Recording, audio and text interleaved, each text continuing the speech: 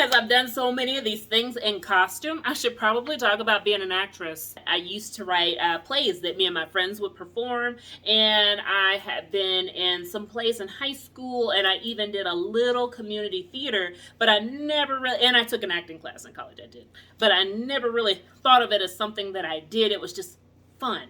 Well, a year ago, I was chilling, looking at my IG, and an ad came up for Stranger Things, the live show.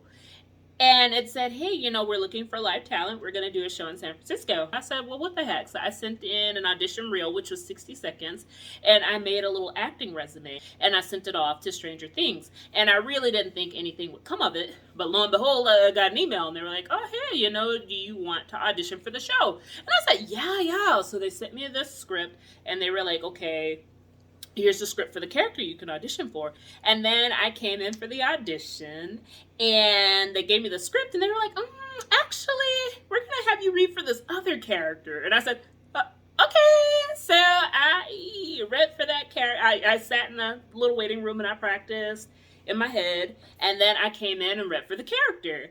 And they were like, okay. And, they told me, because that was the last day for auditions, other people who had been auditioning all week were getting their calls back that day. And they were like, well, if we decide to call you back because this is the last day of auditions, still, try to be free to wait around. So as I was leaving the room, they were like, oh, hey, by the way, can you read for this other part? So I was like, oh, okay, this is my callback. Awesome. So anyway, I came back in and I read the second part, and they were like, okay. There was this one part in the form after you got done when they were asking about your availability as an actor. Like, hey, if you were cast in the show, could you be a full-time actor? Could you be a part-time actor? Could you be on call? What's your availability?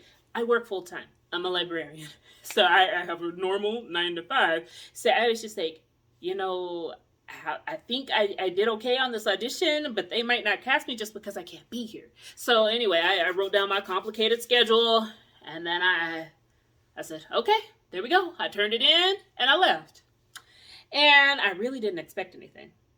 Well, I got an email the following week. We're offering you a part in the show as a swing. Swing means you come in when somebody else can't, or just when they need you. And I was like, that is amazing. Of course I accept this part. And it was a paid role. So I was like, okay, because I'm getting paid as an actor, this is professional. So I came in to rehearse, and I mean, the set was amazing with all these special effects and props and costumes.